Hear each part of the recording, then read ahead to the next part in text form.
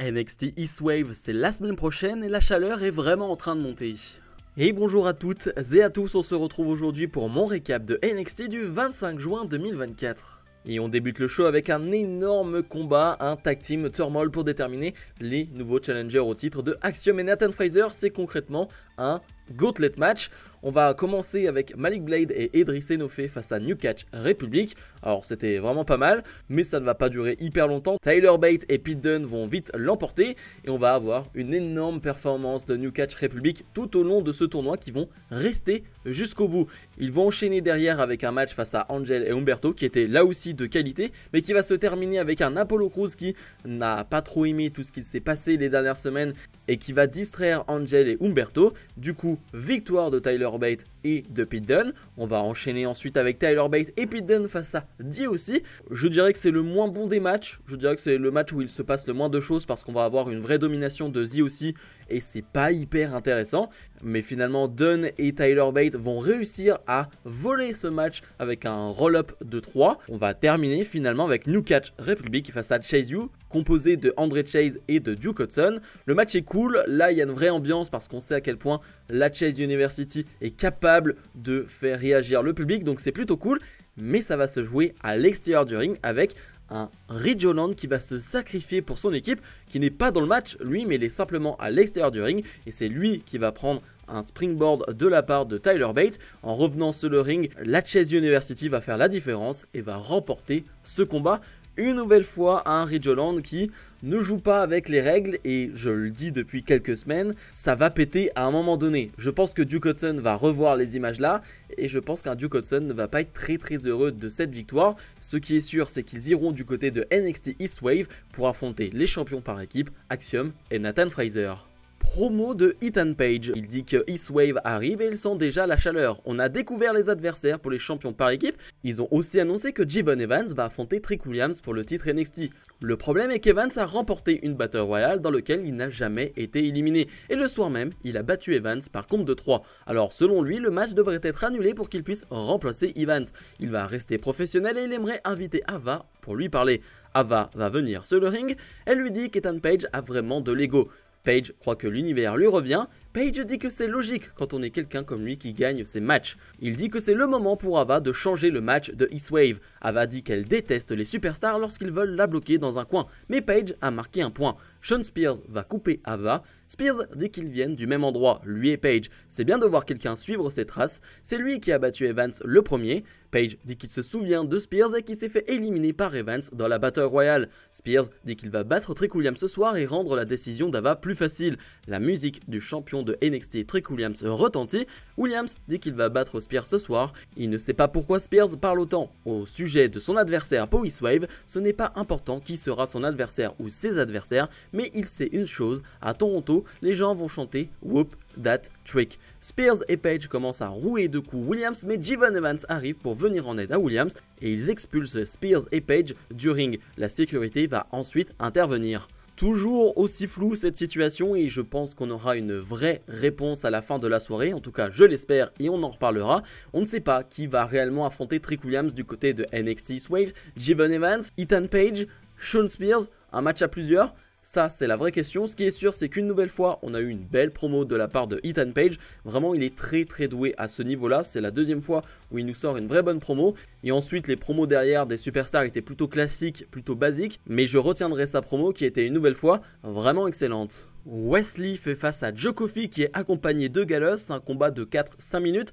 C'était correct mais sans plus. Il y a un Joe Coffey qui fait n'importe quoi pendant ce match. Je pense à cette espèce de springboard qui nous sort dans le coin du ring. J'ai absolument pas compris ce qu'il a sorti, c'était très bizarre. Mais ensuite on a un super DDT de Wesley qui va même s'occuper de Gallus à l'extérieur du ring.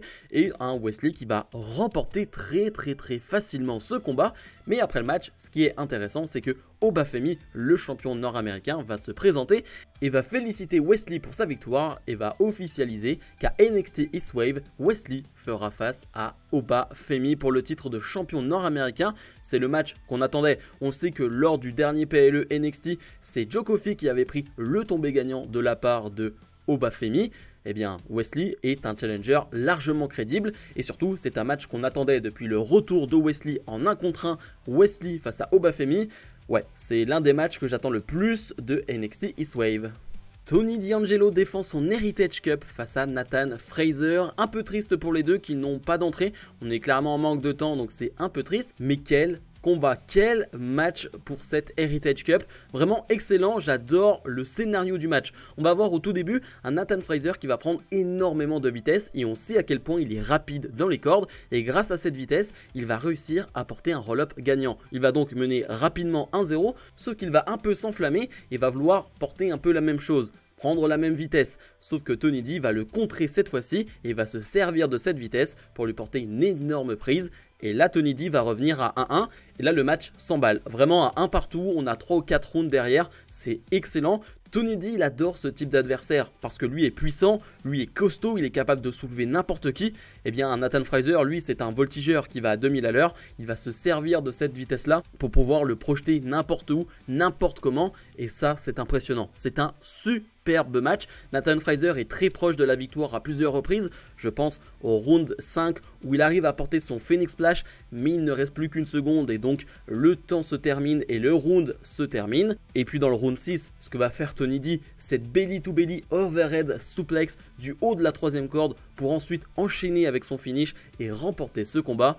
Vraiment superbe combat. Si vous ne l'avez pas vu, si vous hésitez à le voir, allez le voir, c'était vraiment sublime. Roxanne Perez fait face à Carmen Petrovic, tout ça sous les yeux de Lola Vice. Le match ne va pas durer très longtemps, on est sur du 3-4 minutes, mais je pense que c'est un match aussi pour récompenser tout ce qu'a fait Carmen Petrovic sur les dernières semaines. Alors oui, le match ne dure pas longtemps et elle n'a pas réellement le temps de briller, mais te mettre face à la championne NXT, ce n'est pas rien, donc je pense que c'est une espèce de récompense. Ce qui est sûr, c'est que Roxanne Perez va l'emporter assez facilement. Et après le match, Lola Vice va venir sur le ring. Roxanne Perez veut s'en prendre un elle, mais c'est Lola Vice qui va prendre le dessus et qui va prendre le titre de Roxanne Perez et s'en aller avec. On va ensuite aller en backstage et on va voir Lola Vice ramener le titre dans le bureau de Ava, la générale manageuse de NXT, et lui dire qu'elle veut un match de championnat à NXT East Wave. Ça c'est intéressant, on s'en doutait un peu vu ce qui s'est passé les dernières semaines. Je pense que les plans de base étaient sûrement Roxanne Perez face à Julia lors de NXT East Wave. C'est ce qui avait été dit pendant des mois, mais on sait que Julia est blessée. Est-ce que ce serait pas trop tôt pour la ramener? Je ne sais pas, mais ce qui est sûr, c'est qu'on a l'impression qu'on va aller sur un Lola Vice Roxanne Perez à NXT. Ça ferait sens, ce serait logique. Et ça me plairait. Tavion Hates fait face à Damon Kemp. Si Tavion Hates remporte ce combat, il intègre le clan de Charlie Dempsey. On va avoir un combat de 3-4 minutes. Et ça me suffit une nouvelle fois pour me dire que Tavion Hates, il a énormément de talent. On sait qu'il a fait les Jeux Olympiques, si je dis pas de bêtises, de lutte. Ça a été rappelé par les commentateurs. Et qu'est-ce qu'il est bon en lutte. Alors ça paraît très basique et très bête de dire ça, mais qu'est-ce qu'il est bon. J'adore son finish parce que dit comme ça, je vais vous dire, c'est une belly to belly suplex. Bon, tu te dis pas que c'est le finish de l'année, tu te dis pas que c'est dingue. Des belly to belly suplex, on en voit et on en revoit, c'est cool. Mais pour un finish, bon. Mais la manière dont il porte cette belly to belly suplex, c'est pas n'importe qui. Vraiment impressionnant ce finish. Il va donc remporter ce combat. Il va intégrer le clan de Charlie Dempsey. Et je suis très intrigué. Vraiment, ce clan a que des techniciens, que des hommes très talentueux sur le ring. Évidemment, ça manque de charisme, ça manque de prestance. Mais je me dis qu'avec un Tavion Hates, ce clan est encore plus intéressant.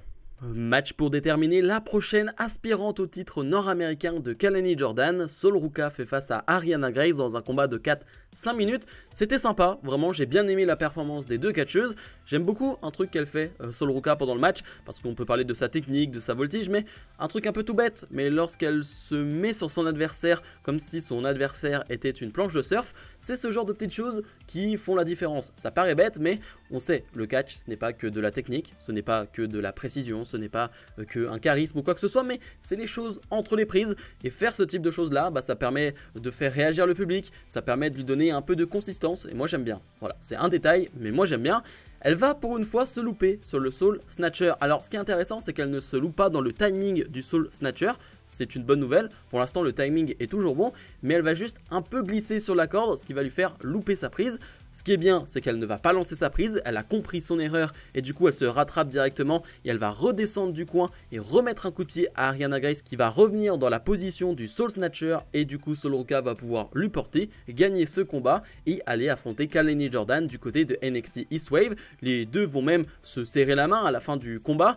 Il y a une vraie amitié entre les deux, c'est deux babyface qui vont s'affronter, alors ça paraît très fou d'imaginer que l'une des deux pourrait faire quelque chose de heel, quelque chose qui n'est pas très babyface, je ne peux pas l'imaginer, mais ça va être un match intéressant, avec assez de suspense, parce que Kelani Jordan est championne depuis quelques temps, Sol Ruka a quand même le vent en poupe depuis très longtemps, c'est intéressant. Et le main event, Trick Williams fait face à Shawn Spears. J'ai bien aimé ce match, vraiment j'ai trouvé de qualité, j'ai trouvé qu'il y avait une belle alchimie entre les deux. Je suis toujours impatient de voir les matchs de Trick Williams, de voir à quel point il va s'améliorer, à quel point il va évoluer. Et bien là j'ai vraiment bien aimé, j'ai vraiment apprécié ce match et j'ai bien aimé la performance des deux catcheurs. A noter que pendant le match, Ethan Page commentait le combat, mais Oro Mensah va une nouvelle fois s'en prendre à lui et les deux vont s'en aller dans une grosse bagarre. Je trouve ça bien aussi que Oro Mensah continue ses attaques. On a eu une promo plus tôt dans la soirée assez émouvante où il nous parlait de son père qui est décédé et du fait que maintenant il se sentait bien chez lui du côté de NXT. C'était vraiment une très belle promo et là il continue les attaques sur Ethan Page, ça me plaît. Mais pour en revenir au match, ouais, c'était assez qualitatif et puis il y a un vrai suspense de bout en bout.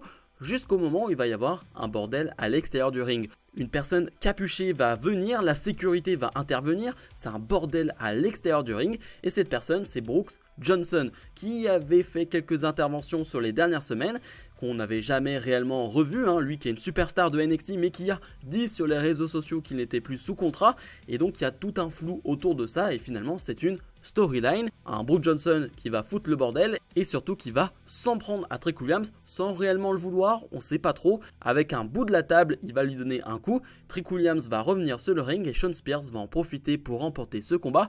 Je suis assez partagé concernant la storyline de Brooks Johnson. Sur le papier je trouve ça intéressant de voir quelqu'un de l'extérieur qui soi-disant n'est plus à NXT mais il est là, il fait des interventions, c'est cool.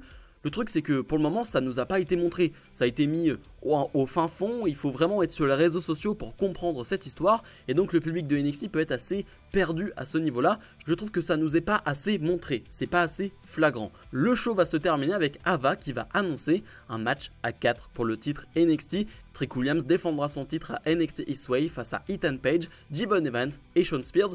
Plutôt logique, tout le monde a battu tout le monde, les 4 s'en veulent, les 4 veulent le titre.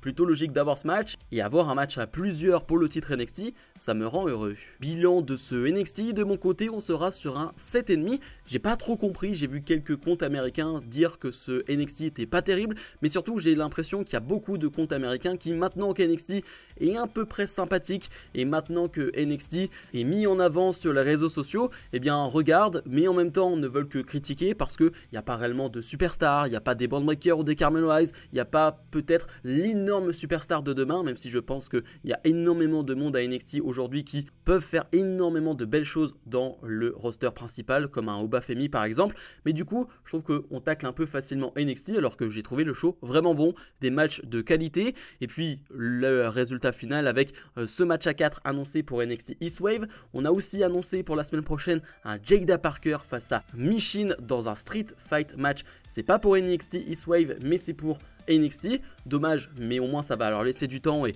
j'ai hâte de voir ça. Non franchement ça va être cool et moi j'ai bien aimé ce show. Voilà, je sais pas trop d'où viennent ces critiques, honnêtement je pense que c'est beaucoup de gens qui ne regardent que NXT de temps en temps et qui veulent critiquer sur un segment, sur un moment. Je peux comprendre que tu n'aimes pas le moment, le segment de Brooks Johnson, mais le reste franchement c'était assez excellent. Bref, comme d'habitude n'oubliez pas de mettre le pouce vers le haut, de vous abonner et nous on se retrouve dans la semaine pour d'autres vidéos. Salut.